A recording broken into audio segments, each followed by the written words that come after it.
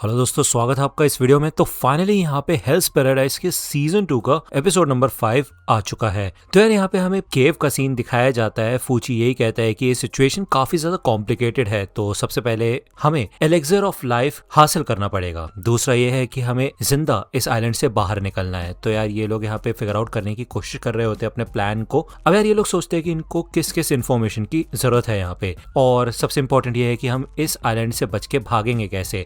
तो यार मे को यहाँ से भागने का रास्ता पता होता है। होराई एक काफी बड़ा कासल है, ये पहले एम्परर के लिए बनाया गया था और यहीं पे एलेक्सर को पूरा किया जाता है। अब यार दूसरा पॉइंट ये है कि जो समुंदर है वहाँ पे काफी सारे मॉन्स्टर्स हैं और वो काफी ज्यादा खतरनाक है। तो ये लोग अगर छोटी बोट में निकलेंगे तो यार वो मॉन्स्टर्स इनकी वाट लगा देंगे, क्योंकि पानी के अंदर मौजूद मॉन्स्टर्स से लड़ना काफी ज्यादा मुश्किल है, फिर चाहे कितना भी अच्छा स्वॉर्ड्समैन हो। अब यार ये लोग बात करते हैं, होराई में एक स्ल्यूज गेट है, ठीक है ना, वाटर गेट है। वहां से जो शिप्स जाती है ना, वो मॉन्स्टर्स उनके ऊपर अटैक नहीं करते, ऐसे उन्हें ट्रेन किया गया है। तो यार यही चीज यहाँ पे शियोन ने भी महसूस की थी जब वो समुद्र के किनारे पे खड़ा हुआ था। तो यार ये लोग पूछते हैं मे से कि क्या तुम्हें पता है कि एलेक्सर कहाँ पे रखा जाता है। तो यार मे बताती है कि जहाँ पे मेरी और रियन की रिसर्च लैब थी वहीं पे एलेक्सर होना चाहिए, जो कि भाई दुश्मनों के टेरिटरी के बिल्कुल अंदर है। तो यहाँ पे शियोन चूज करता है गाविमारू और यूजुरिहा को, क्योंकि इन दोनों के पास स्टेल्थ टेक्निक्स हैं, यानी कि इनको अपने आप को छुपाना आता है, ठीक है। जिसके बाद यहाँ पे यूजुरिहा इनको बताती है कि कैसे ये लोग अपने टाओ को मैनिपुलेट करके अपनी प्रेजेंस को छुपा सकते हैं। तो वो यहाँ पे इन लोगों को करके भी दिखाती है, एक तरीके से गायब हो जाती है वो, और इसके लिए इनको फुल्ली कॉन्सेंट्रेट करना होगा। जैसे ये लोग कुछ बोलेंगे वैसे ही ये चीज रिएक्टिवेट हो जाएगी। तो यार ये टेक्निक टेंशन के खिलाफ भी काम आई थी। इसका तो ये है कि ये लोग अगर ये चीज सीख लेते तो इनके काफी काम आएगी ये। ओके, तो ये सब लोग ये चीज सीखते। इसके बाद यहाँ पे गाविमारू इन लोगों को सिखाता है कि कैसे हम टाओ का इस्तेमाल करके फिजिकली अपने आप को तोड़ मरोड़ सकते हैं और ओपोनेंट के टाओ को उनके खिलाफ इस्तेमाल कर सकते हैं। अब यहाँ पे भाई गाविमारू तो अलग तरीके के टेक्निक्स बताता है, जैसे कि भाई अपनी गर्दन डिसलोकेट कर लेना। अब यार ये लोग तो डर जाते हो, कहते हैं भाई ऐसे तो मर ही जाएंगे हम लोग। तो गाविमारू कहता है अरे हाँ ये भी बात सही है। तो यहाँ पे अपने शोल्डर वगैरह डिसलोकेट करके दिखाता है। वही दूसरी ओर हमें दिखाया जाता है कि यूजुरिहा कंटिन्यूअसली इनको छेड़ने की कोशिश कर रही होती है और साथ के साथ कहती है कि अपना कॉन्सेंट्रेशन बना के रखना। अब गांतेत्सु तो बुरी तरह से थक चुका होता है, लेकिन टोमा बिल्कुल नहीं थका होता और वो कहता है कि मुझे ऐसा लगता है तुम्हें देख के कि इस पोजीशन में तो मैं तुम्हें आसानी से हरा सकता हूं।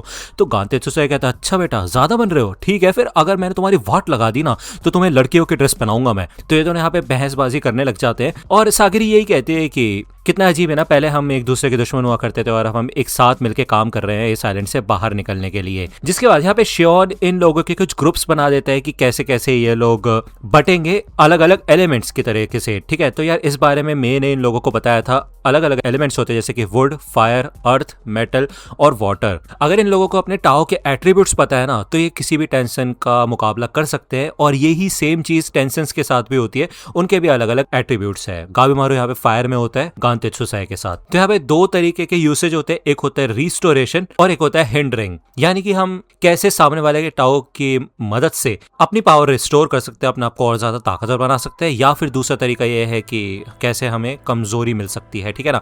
मतलब यार इनकी कंपैटिबिलिटी पे डिपेंड करता है। अगर ये लोग यहाँ पे रिस्टोरेशन वाले पाथ पे हुए और टेंशन के सामने इनकी टाओ ज्यादा बेहतर हुई तो ये इजिली जीत सकते हैं, लेकिन अगर उल्टा हो गया तो वहां से दुम दबा के भाग जाना।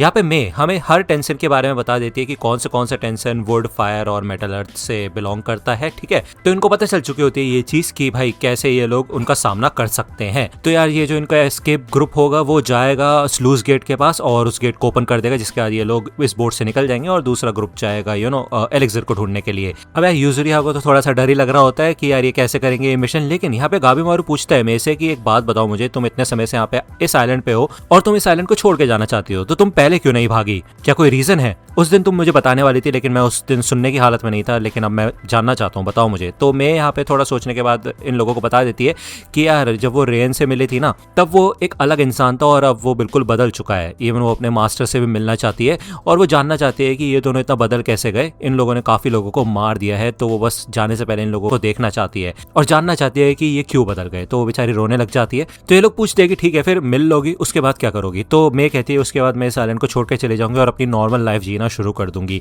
अब यार आपको पता होगा गाबीमारू भी यहाँ पे अपनी नॉर्मल लाइफ जीना चाहता है अपनी वाइफ के साथ, तो यार वो इस चीज में मे का साथ देता है। वो कहता है कि ठीक है फिर रास्ते की चिंता मत करो, मैं तुम्हें वहां तक पहुंचा दूंगा जिससे कि तुम उनसे मिल सको और उसके बाद तुम अपनी नॉर्मल जिंदगी जी सकते हो। अब यार हमें दिखाया जाता है इन लोगों का सीन टेंशंस का। ये लोग यहाँ पे एक रिचुअल कर रहे होते हैं, सेज रिचुअल। ये इनका कंप्लीट हो चुका होता है। अब यार चौबे पूछते हैं कि भाई इन सब चीजों का कोई फर्क भी पड़ता है, तो ये लोग कहते हैं कि यार काफी समय से लोग करते आ रहे हैं तो कुछ तो फर्क पड़ता ही होगा, लेकिन कोई दिक्कत वाली बात नहीं है। लेकिन तभी यहाँ पे पीछे से एक टेंशन आ जाता है। आपको याद होगा यही वो टेंशन है जिसने चौबे और टोमा की वाट लगाई थी और उनको पिट में फेंक दिया था। अब यार ये दोनों ही एक दूसरे को चिढ़ रहे होते हैं देख के, तो अटैक कर देते हैं एक दूसरे के ऊपर, मतलब ये टेंशन अटैक करते हैं। लेकिन चौबे इस अटैक को इजीली रोक लेता है और वो महसूस करता है कि वो पहले से कितना ज्यादा ताकतवर हो चुका है।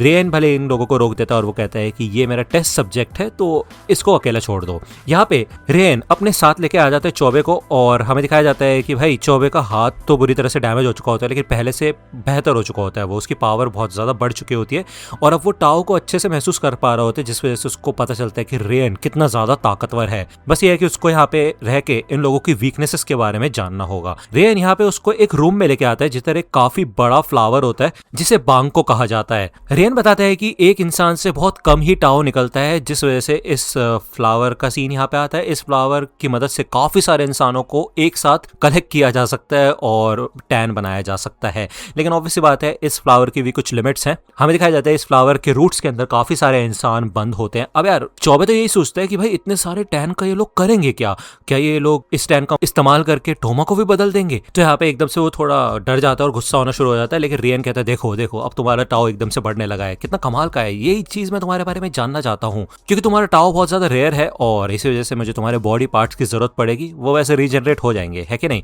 तो मैं तुम्हें ट्रेन करना शुरू करूंगा कि कैसे तुम अपने टाओ को अच्छे से इस्तेमाल कर सकते हो। हमें दिखाया जाता है कि गाबीमारू, सागेरी, यूजुरिया और मे इधर आ जाते हैं और इन लोगों ने यहाँ पे प्लान बनाया होता है कि ये लोग रात में ही जाएंगे एलेक्सर को ढूंढने के लिए और रात का टाइम ही सबसे बेस्ट रहेगा। भले ये थोड़ा रिस्की होता है लेकिन रात के टाइम ना ये फ्लावर्स बंद हो जाते हैं जिस वजह से इन लोगों का टाओ वीक हो जाता है, तो ये सबसे बेस्ट टाइम रहेगा कासल के अंदर घुसने का।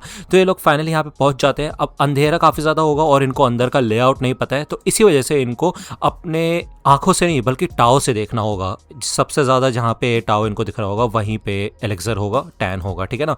इन्होंने यहाँ पे कुछ सिग्नल्स भी बना रखे होते हैं कि ब्लू सिग्नल का मतलब है कि आगे बढ़ते रहो प्लान के हिसाब से और रेड सिग्नल का मतलब ये है कि रुक जाओ कुछ खतरा है। अब हो रहा है यहाँ पे दो पार्ट्स में डिवाइडेड है। अंदर वाले पार्ट में यहाँ पे अलग अलग पैलेसेस है और इन पैलेसेस के अंदर अलग अलग टेंशंस रहते हैं। तो मैं इन कासल्स के बारे में बताती है इन लोगों को कि यहाँ पे इन लोगों की ट्रेनिंग होती है, जैसे कि बोचू पैलेस में जूफा और टाओफा इमॉर्टलिटी के बारे में पता लगाते हैं। टाओसोकू पैलेस के अंदर जू जिन होता है जो कि ब्रीदिंग टेक्निक्स का प्रैक्टिस करता है। डोइन पैलेस के अंदर फोर रान होता है जो फिजिकल एक्सरसाइज के थ्रू इमॉर्टलिटी तलाशता है। सुइत्सु पैलेस के अंदर गुइफा होता है जो कि मेडिटेशन के थ्रू इमॉर्टलिटी तलाश रहा होता है। शूतेन पैलेस के अंदर मूडान होता है जो कि प्रेशर पॉइंट्स और ऑर्गन्स के थ्रू इमॉर्टलिटी तलाशता था। आपको याद होगा मूडान मर चुका है तो उसका तो यहाँ पे दिखाया नहीं जाता कि वो यहाँ है या नहीं। एनीवे अब ये लोग एलेक्सर की बात करते हैं तो वो होगा रेंटन पैलेस के अंदर। अक्सर वहाँ पे रेन रहता है लेकिन रात के समय वो वहाँ पे नहीं होता है, तो इनको पता चल जाता है कि इनको उसी पैलेस के अंदर जाना है। अब वहाँ बहुत सारी कॉप्सेस होंगी, ठीक है, लाशें होंगी, जिस वजह से यहाँ पे टैन की अमाउंट ज़्यादा होगी तो ये लोग आसानी से वहाँ पे पता लगा सकते हैं। तो यार मैं तो देख के रोने लग जाती है, सागरी भी नहीं देख पाती, उसको भी अजीब लगता है। तो गाबीमारू कहते हैं चिंता मत करो, मेरे को इन सब चीज़ों की आदत है, तुम लोग मत देखो। अब ये लोग यहाँ पे अपनी प्रेजेंस छुपा छुपा के मारना शुरू कर देते हैं इन सारे के सारे गार्ड्स को, इन सबकी वाट लगा देते हैं और काफ़ी अच्छे तरीके से ये लोग आगे बढ़ रहे होते हैं। यहाँ पे सागरी सोचती है कि क्या बात है, मुझे यकीन ही नहीं हो रहा कि कल हम इस आइलैंड से निकल जाएंगे एक बोट पे बैठ के। फाइनली ये लोग इस डोर के पास पहुंच जाते हैं। इस डोर को ओपन करता है गाबीमारू और देखते हैं कि ये तो बस सिंपल सा स्ट्रक्चर है, कोई खतरा नहीं है। लेकिन तभी उसको महसूस होता है कि बीच में उसे टाओ दिखना शुरू हो जाता है, कोई इंसान होता है और भाई ये रैन होता है, ठीक है ना, रान जो भी बोलना है बोल लो। उसने भी यहाँ पे अपनी प्रेजेंस को कंसील कर रखा होता है और वो कहता है कि वैसे मुझे लग रहा था तुम लोग भी ऐसे ही आओगे। तो मैं कहती है कि भाई तुम यहाँ पे क्या कर रहे हो। तो यार रैन बता देता है कि हमारे पास एक आदमी है जिसने हमें सारी की सारी इन्फॉर्मेशन पहले से ही दे दी है। तो हमें बताया जाता है, मतलब दिखाया जाता है कि रेन ने यहाँ पे चौबे के काफी सारे बॉडी पार्ट्स को काट काट के उससे इन्फॉर्मेशन भी निकाली होती है। इवन वो उसके साथ साथ एक्सपेरिमेंट भी कर रहा होता है। वो बता देता है कि कैसे उसके साथ और भी लोग शामिल थे और वो टोमा का टाओ महसूस कर सकता है। जब से उसने उसे जख्मी किया है ना, तब से तो और ज्यादा कर सकता है।